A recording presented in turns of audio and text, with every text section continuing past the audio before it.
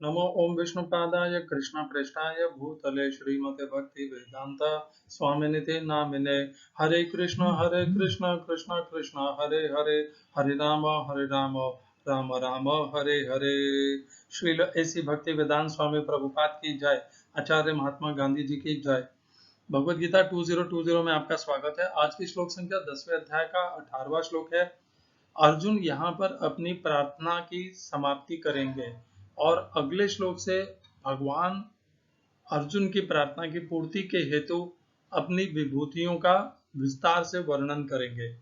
हम कल के श्लोक की पुनर्कथन कर लेते हैं। कथम विद्यामहं योगिन त्वां सदा परिचिन्तयन् केषु केषु च भावेषु चिन्त्योऽसि भगवन् मया।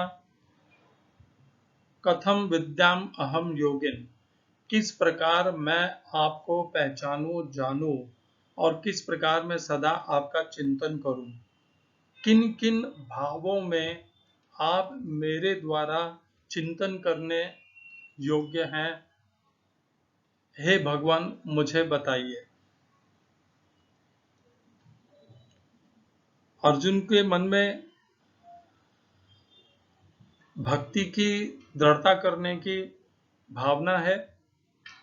एतां विभूतिं योगं च मम यो वेत्ति तत्वतः सो अविकम्पेन योगेन युज्यतो नात्र संशयम्।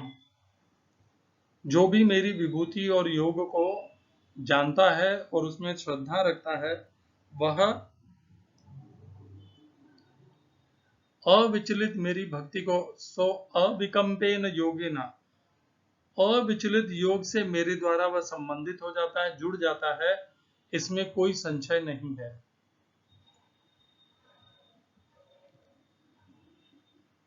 भगवान की योग और विभूतियों को पहचानने से हमारी श्रद्धा और समर्पण भगवान में विकसित होती है। हम भारतीयों ने रामायण महाभारत और कृष्ण की लीलाओं को इतनी बार ज्यादा सुन लिया है कि हमारे मन बुद्धि में उनकी दिव्यता का भाव कम हो गया है। उनकी दिव्यता के प्रति हमारी श्रद्धा कम हो गई है। हमें ये रोज की सुनने वाली कहानियां जैसे लगने लग गई है। यही जब विदेशों के नागरिक जिन्होंने कृष्ण कथा रामायण पहले सुनी नहीं है, वे जब इसका रसास्वादन करते हैं तब वे भाव विभोर हो जाते हैं, क्योंकि उनके लिए यह अद्भुत है कि एक स्वयं भगवान राम स्वयं भगवान होते हुए भी मनुष्य के रूप में उन्होंने जन्म लेकर के कितनी कठिनाइयों का सामना किया और कठिनाइयों का सामना करके एक उदाहरण प्रस्तुत किया एक समस्त मनुष्यों के लिए, मनुष्य समाज के लिए, कि कठिनाइयों से घबराना नहीं चाहिए और कठिनाइयों से घबरा करके असत्य का या अकर्म का आश्रय नहीं लेना चाहिए। उसी प्रकार भगवान कृष्ण ने भी अपने जन्म से लेकर के जितने उन्होंने धर्म की स्थापना के हेतु जितने राक्षसों का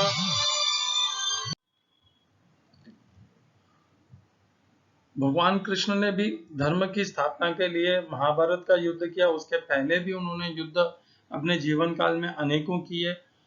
अनेकों असुरों का और असुर वृत्ति के मनुष्यों का उन्होंने वध किया। वध करके धर्म की स्थापना करते गए। जरासंध जैसे दैत्य असुर का वध करके उन्होंने स्वयं जरासंध के पुत्र को राजा घोषित करके धर्म की स्थापना की। भगवान श्री कृष्ण का उद्देश्य राज्य हथियाना नहीं है, उनका उद्देश्य है धर्म की स्थापना करना। जो धर्म परायण है उनको उनका राज्याभिषेक करना, उनको राजगद्दी पे बैठाना। उसके लिए भले उन्हें मल्ल युद्ध करके भीम को किस प्रकार जरासंध को मारना है यह विद्या दे करके जरासंध का वध कराना पड़े, या उसी प्रकार महाभारत के अंत में किस प्रकार दुर्योधन की जंघा को तोड़ करके उसका वध कराना पड़े भीम के द्वारा, ये सब मार्ग हैं भगवान श्री कृष्ण को अपने लक्ष्य तक पहुंचने का, धर्म की स्थापना करना, धर्मराज युधिष्ठिर को राजगद्दी पर बैठाने का। मैं आज थोड़ी सी, क्योंकि आज का श्लोक उसमें यही भगवान कह रहे हैं, अर्जुन कह रहे हैं कि किन किन भाव, जैसे इस श्लोक में भी अर्जुन कह रहे हैं किन किन भावों से आप मेरे द्वारा चिंता करने योग्य हैं। तो भगवान तो अपनी विभूतियों का वर्णन करेंगे ही, हमें भगवान श्री कृष्ण के लक्ष्य को भी अच्छे से समझ लेना चाहिए।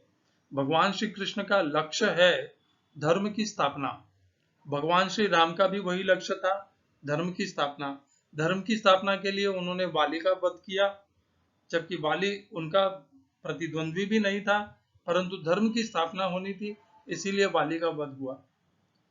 अनेकों असुरों, राक्षसों, दैत्यों का वध हुआ और वे स्वयं 14 वर्ष का वनवास भोगे ताकि राक्षसों का वध हो सके और जो धर्मपरायण साधु पुरुष हैं, सज्जन पुरुष हैं, वे पुनः अपने यज्ञ तप में लग सकें और बिना भय के यज्ञ तप कर सकें।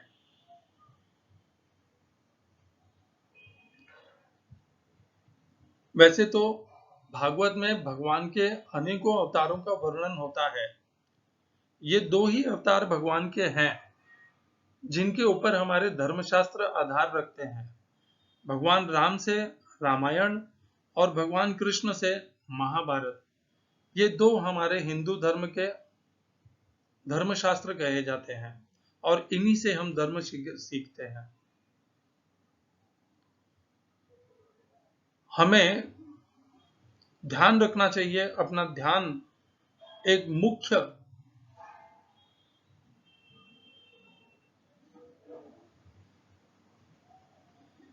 मुख्य पात्र पर हमारा ध्यान केंद्रित करना चाहिए। भगवान राम रघुकुल में जन्म लिए, राज परिवार में जन्म लिए, राजा के पद को प्राप्त हुए, उनके माध्यम से धर्म की स्थापना हुई। उसी प्रकार भगवान श्री कृष्ण भी राज परिवार में जन्म लिए, यदुवंश में जन्म लिए, उनके माध्यम से धर्म की स्थापना हुई और उन्होंने पांडवों के माध्यम से भी धर्म की स्थापना हुई। द्वारका का राज्य था, परंतु हस्तिनापुर राज्य अपने आप में बहुत बड़ा था, तो उन्होंने उनकी इच्छा, यदुवंशियों की यह इच्छा नहीं थी कि वे पूरे भारतवर्ष पर अपनी पताका फहरा करके धर्म की स्थापना करें। यदुवंश ने, भगवान श्री कृष्ण ने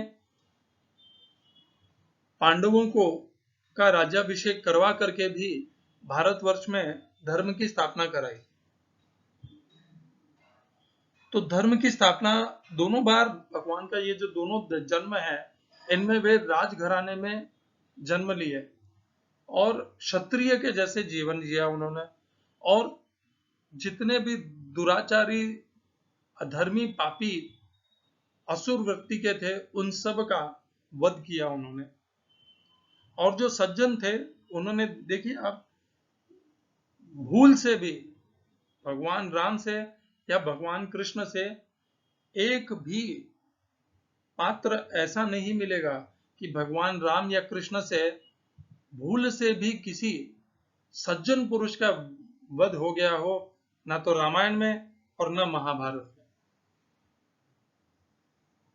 इससे यह सिद्ध होता है कि भगवान जो है वह असुर, अधर्मी, पापियों का ही वध करते हैं और उन्हें ही दंड देते हैं।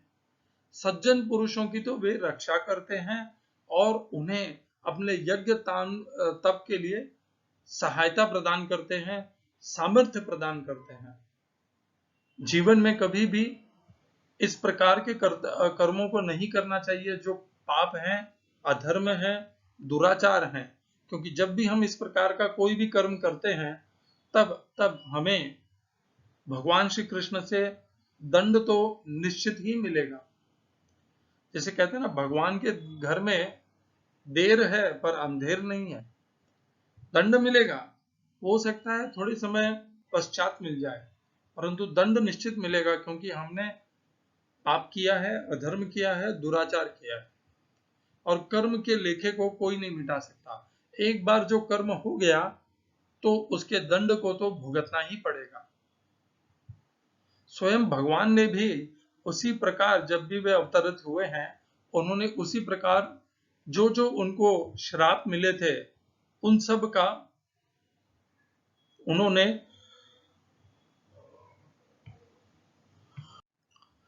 क्षमा करिए, उन्होंने भगवान राम ने और भगवान कृष्ण ने अपने समस्त श्राप को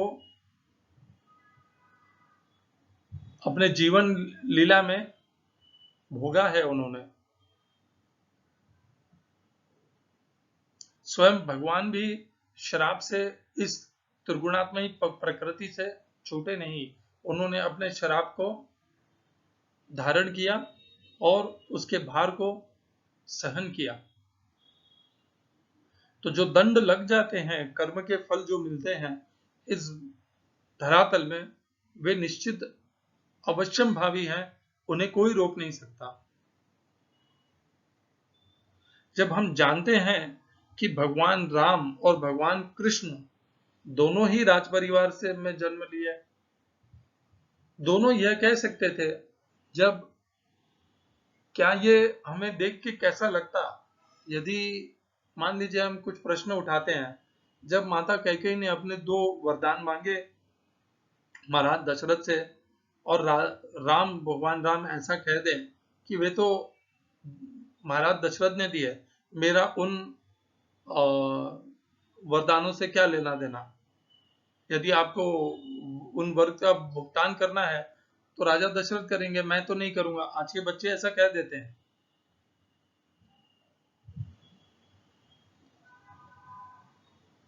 जब वे जंगल में छोटे थे, जब वाल्मीकि महर्षि उन्हें बुलाने आए जंगल में, तारका और इन सब असुरों को मारने के लिए, कह सकते थे मैंने धनुर्धर विद्या इसलिए थोड़ी ना सीखी है कि जंगलों में जा जा करके इन राक्षसों का वध करता रहूं। ऐसा कीजिए महर्षि, आप राजमहल में आ जाइए और यहीं आकर के अपना यज्ञ कर लीजिए, तो हमें जंगल के तरफ जाने की आवश्यकता ही नहीं होगी, उन असुरों को उन जंगल में रहने दीजिए। ऐसा नहीं कहा उन्होंने। जब रावण जब पत्नी सीता को हरण करके ले गया, तब उन्होंने ये नहीं कहा कि कोई बात नहीं, पत्नी ले गया तो क्या हुआ, मैं तो अभी वनवास में हूं, मैं ऐसा कुछ नहीं कर सकता, मैं शस्त्र नहीं उठा सकता, क्योंकि मैंने अभी संन्यास ले रखा है, वनवास है मेरा, मैं शस्त्र नहीं उठा सकता। ऐसा नहीं कहा उन्होंने। मैंने सन्यासी के वस्त्र पहन रखे हैं, मैं इस समय युद्ध नहीं कर सकता, ये भी नहीं कहा उन्होंने। जब वाली सुग्रीव से मिला, उनकी सुग्रीव से वे मिले, तब भी उन्होंने सुग्रीव को ये नहीं कहा कि मैं क्यों वाली का वध करूं, मेरे और वाली की तो कोई दुश्मनी है ही नहीं, वाली तो तुम्हारा दुश्मन है, तुम जानो तुम्हारा काम जाने। ऐसा नहीं कहा उन्होंने। और ना असुरों का वध करते हुए उन्होंने ये कहा कि या वे असुरों का वध करने से इसलिए नहीं चुके कि मैं तो अभी सन्यासी हूं, मैं क्यों इस प्रकार असुरों का वध करके अपने हाथों में पाप को ग्रहण करूं। तो ये वो सब कृत्य हैं जो भगवान राम ने नहीं किए, और यदि उन्होंने ऐसे कर दिए होते तो आज हम रामायण को धर्मशास्त्र नहीं मानते। रामायण धर्मशास्त्र माना ही इसलिए जाता है क्योंकि भगवान राम ने मर्यादा पुरुषोत्तम के प्रकार से इसको प्रस्तुत किया है, ऐसा जीवन उन्होंने जिया है कि हम उनके जीवन से मर्यादाओं को सीख सकें। भगवान राम ये भी कह सकते थे कि मैंने तो सब अध्ययन किया है, मैंने गुरुकुल में सब ये विद्या सीखी है कि इस संसार में कुछ भी स्थिर नहीं रहता, सब कुछ परिवर्तनशील है। कल राजा कोई और था, कल होगा कोई और, भजले हरि हरि। उन्होंने ऐसा नहीं कहा।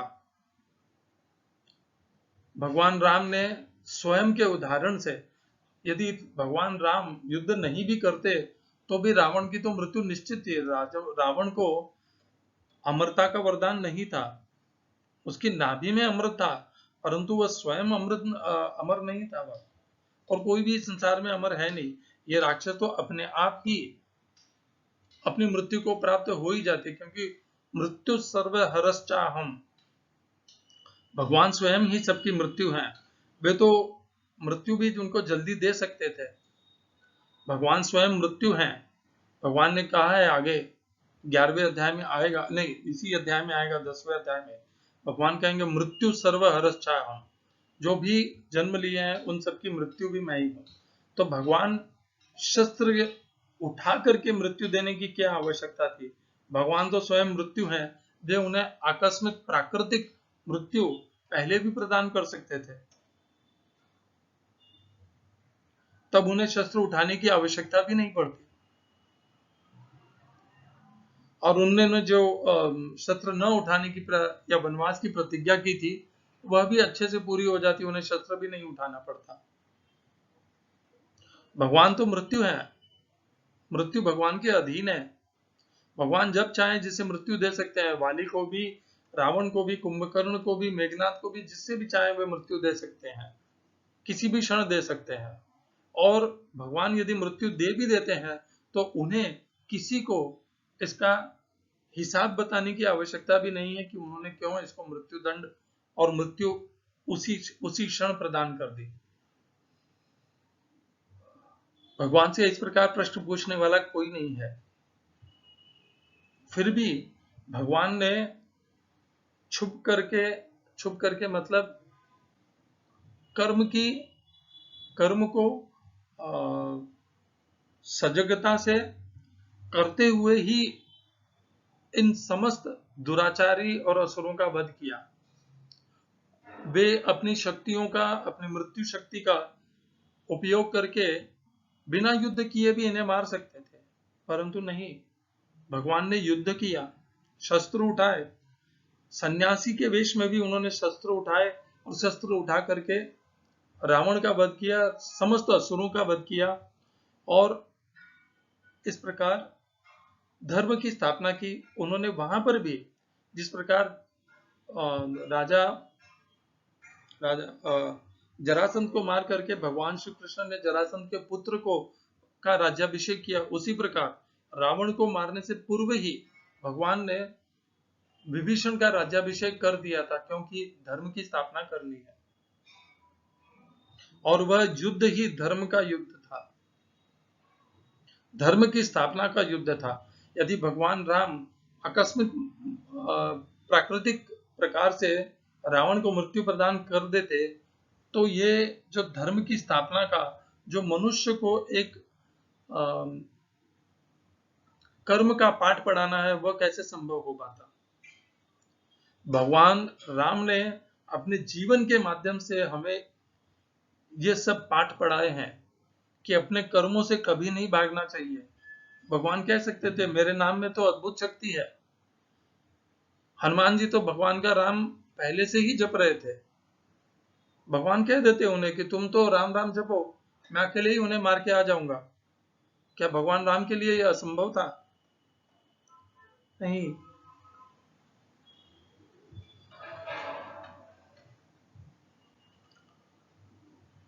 तो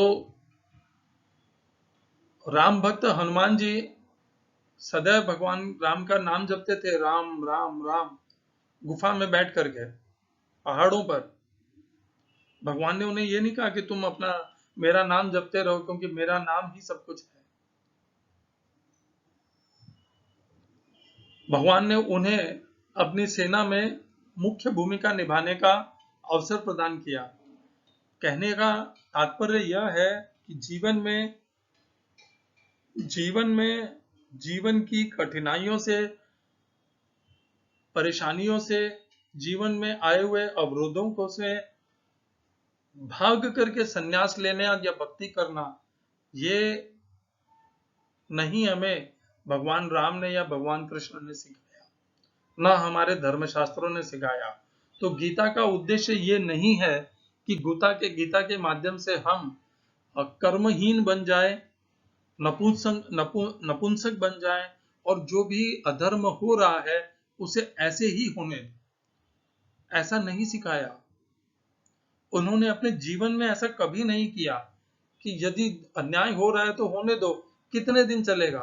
हर हर प्रत्येक मनुष्य, राक्षस, दैत्य, दुराचारी की भी एक आयु है। आयु के पश्चात वो कहां से दुराचार करेगा? नहीं। जब दुराचार है तो उसका वहीं पर समाप्ति करनी पड़ेगी, और यही उन्होंने जीवन भर इसी प्रकार से जिया है। तो स्वतंत्रता संग्राम के दौरान श्री अरबिंदो भी पहले स्वतंत्रता सेनानी थे, और जेल में रहते रहते उन्हें यह दिव्य ज्ञान प्राप्त हुआ कि यह स्वतंत्रता संग्राम, ये सब में अपना जीवन व्यर्थ गंवाना व्यर्थ है। और वे तत्पश्चात जेल से छूट करके वे स्वतंत्रता संग्राम उन्होंने त्याग दिया, और वे आध्यात्मिक मार्ग पर चल पड़े। उसी प्रकार स्वयं श्रील प्रभुपाद पहले अपने आप को वे गांधी के नेतृत्व में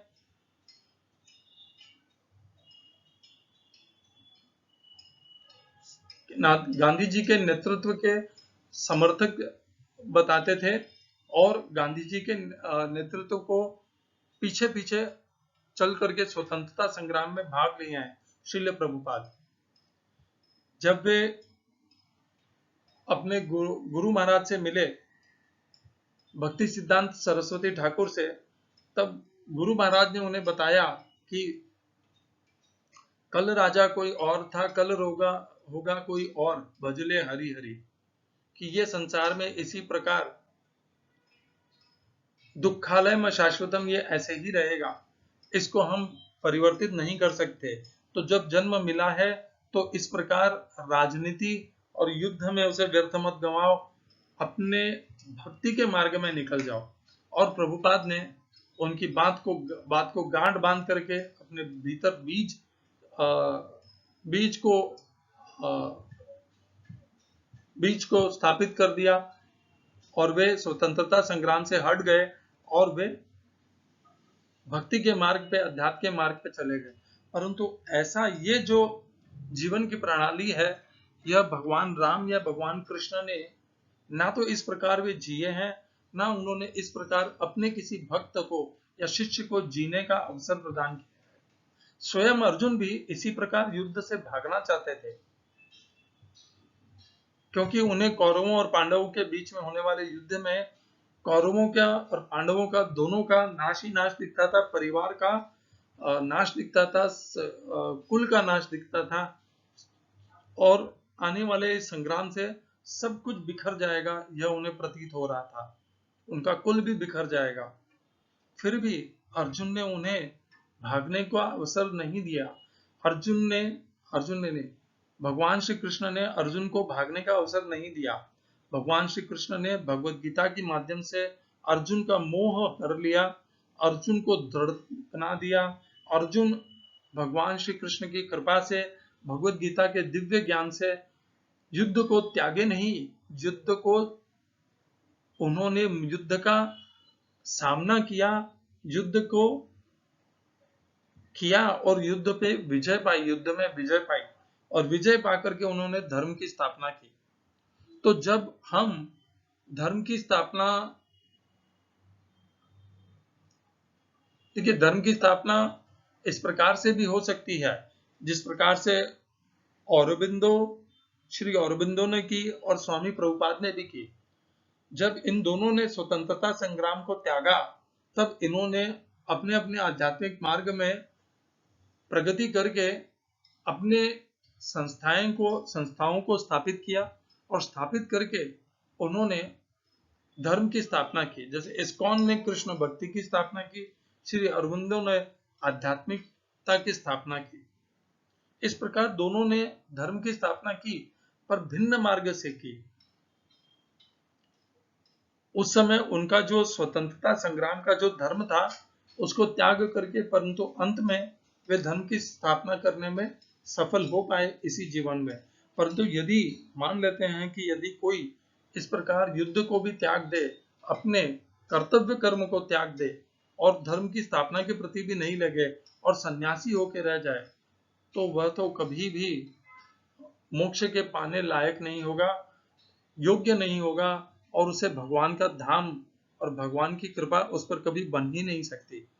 प्रभुपाद और श्री अरविंदो को तो इसलिए मिल गई क्योंकि उन्होंने अंततः अपने जीवन को भगवान के धर्म को स्थापित करने में लगाया, और इस प्रकार उन्होंने अपने जीवन का सर्वोच्च बलिदान धर्म की स्थापना में कर दिया। तो भगवान राम और भगवान कृष्ण का भी यदि हम उदाहरण देखें तो भगवान कृष्ण ने सेना कम है तो भी वे किसी भी जरासंध से भागे नहीं। जरासंध बार बार मथुरा पर आक्रमण करता रहा, परंतु भगवान श्री कृष्ण युद्ध करने से कभी घबराए नहीं। हाँ, एक ऐसा समय आया कि वे जरासंध के बार बार होने वाले युद्ध और उसकी हिंसा से विचलित हो चुके, और उन्होंने तब जाकर के द्वारका की स्थापना करवाई और द्वारका में अपने नगरी को स्थानांतरित किया, अपने समस्त कुल को स्थानांतरित किया द्वारका में। मथुरा से उठा करके वे उन्हें द्वारका में ले गए।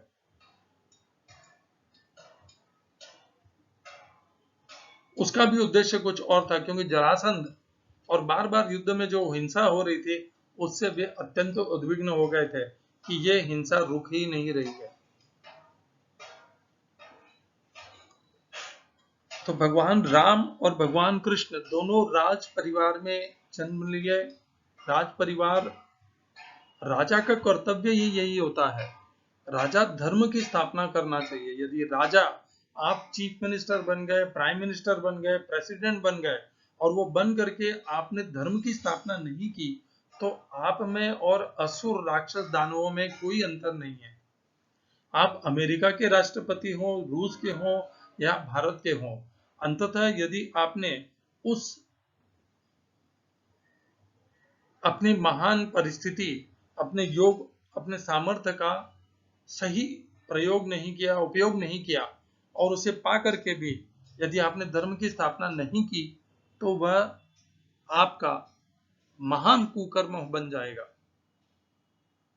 आज जैसे प्रेसिडेंट बाइडेन है अमेरिका के, प्रेसिडेंट बनने के पश्चात भी वो जिस प्रकार से अमेरिका को चला रहे हैं, विश्व को एक निंदनीय स्तर तक नीचे ले गए हैं, उनकी केवल निंदा ही होगी। और वे जो भी कार्य कर रहे हैं, कर्म कर रहे हैं, वे धर्म विरोधी हैं, क्योंकि धर्म तो यही है कि धर्म की स्थापना होनी चाहिए और जो दुराचारी हैं उनका अंत होना चाहिए और जो सदाचारी हैं उनकी रक्षा होनी चाहिए। परंतु यह उनके राज्य में हो नहीं रहा। उनके राज्य में तो उल्टा हो रहा है। ब्लैक लाइव मैटर्स और एंटीफा उद्विग्न हो करके जो रिपब्लिकन्स हैं, जो सच्चे हैं, उनके ऊपर आक्रामक होकर के वे उन्हें अत्यंत कठिनाइयों में डाल रहे हैं। कहने का बात यही है मेरा कि भगवान जो जिनके भी पास राज की योग्यता है, राज का पद है, उन्होंने अपना जीवन भगवान राम और कृष्ण के जैसे धर्म की स्थापना में लगाना चाहिए। अपने स्वयं की जेब भरने, अपने परिवार के भविष्य के विषय में चिंता करके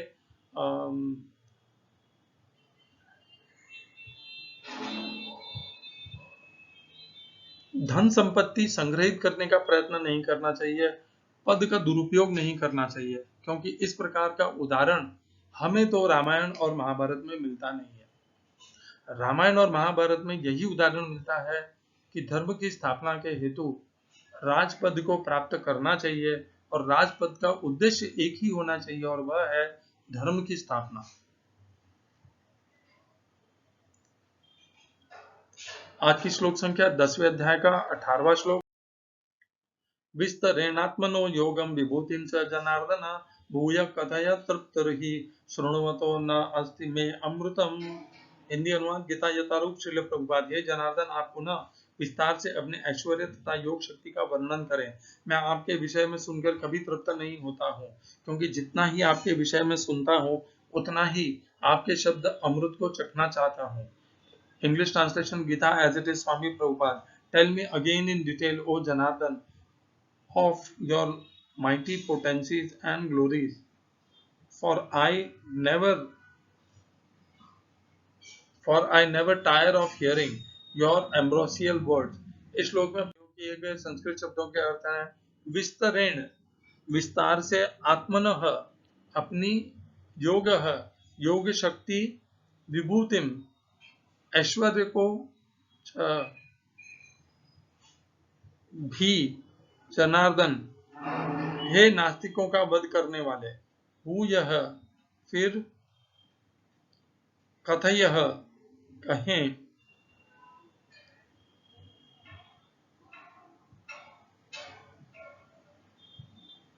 शृण्वतः, सुनते हुए, न अस्ति, नहीं है, मैं, मेरी, अमृतम, अमृत को।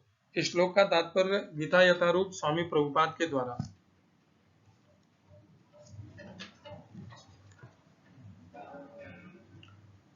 जहां तक अमृतम की बात है, कृष्ण संबंधी कोई भी आख्यान अमृत तुल्य है और इस अमृत की अनुभूति व्यवहार से ही की जा सकती है। आधुनिक कहानियां, कथाएं तथा इतिहास कृष्ण की दिव्य लीलाओं से इसलिए भिन्न है क्योंकि इन सारी कहानियों के सुनने से मन भर जाता है, किंतु कृष्ण के विषय में सुनने से कभी थकान नहीं आती। यही कारण है कि सारे विश्व का इतिहास भगवान के अवतारों की लीलाओं के संदर्भों से पटा हुआ है। हमारे पुराण विगत पूर्व युगों के इतिहास हैं जिनमें भगवान के विविध अवतारों की लीलाओं का वर्णन है। इस प्रकार बारंबार पढ़ने पर भी विष्णु विषय वस्तु नवीन बनी रहती है। ओम अज्ञानतिमिरन्धस्य ज्ञानाञ्जनशलाकया चक्षुरुन्मीलितं येन तस्मै श्री गुरुवे नमः। एकं शास्त्रं देवकीपुत्र गीतम्, एको देवो देवकीपुत्र एव, एको मंत्र तस्य नामानि यानि, कर्माप्येकं तस्य देवस्य सेवा। हरे कृष्णा। विस्तरेण, अर्जुन विस्तार से जानना चाहते हैं। विस्तरण, आत्मनः, अपनी, योग। पहले तो यहाँ तक 10वें अध्याय के 17वें श्लोक तक अर्जुन केवल भगवान की विभूतियों का वर्णन जानना चाहते थे। अब इस श्लोक में अर्जुन ने योग शक्ति का भी वर्णन प्राप्त करने की इच्छा प्रकट की है। योगम विभूतिम च जनार्दना भूयः, कभी नहीं, फिर से, कथयः, कहिए, तृप्ति ही, तृप्त नहीं होती, सुन करके, न अस्ति, मेरी, आपकी अमृतमय वाणी को। देखिए, भगवान ही अपने आप को जानते हैं और भगवान को जानने से हमारे अंदर का मोह हटता है, घटता है और नष्ट होता है।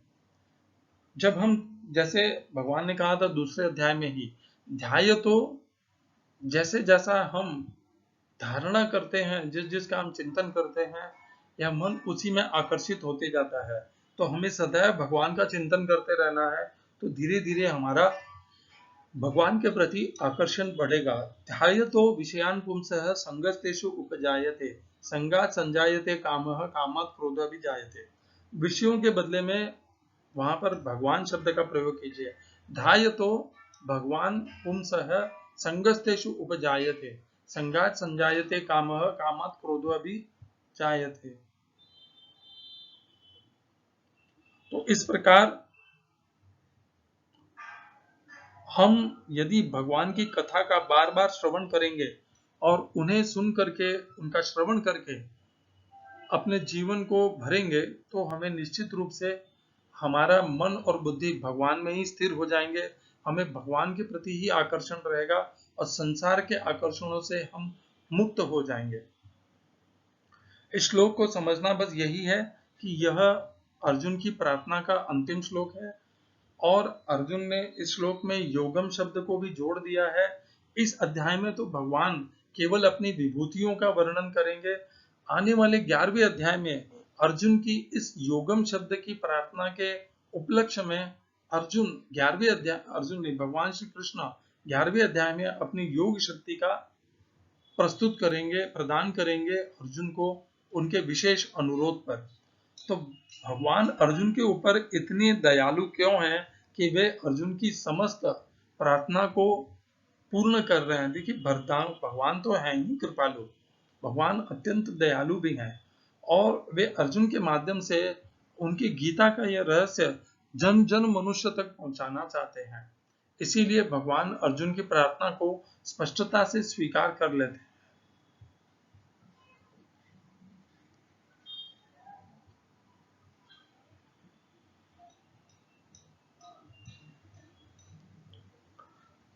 मेरी बात पर विचार रखिएगा, सदैव गौर रखिएगा। कोई आपको कितना भी समझाने का प्रयास करे कि भगवत गीता का उद्देश्य यही समझाना है कि हमें युद्ध से पलायन कर लेना है और अपना जीवन भक्ति में बिताना है, व्यर्थ के क्लेश और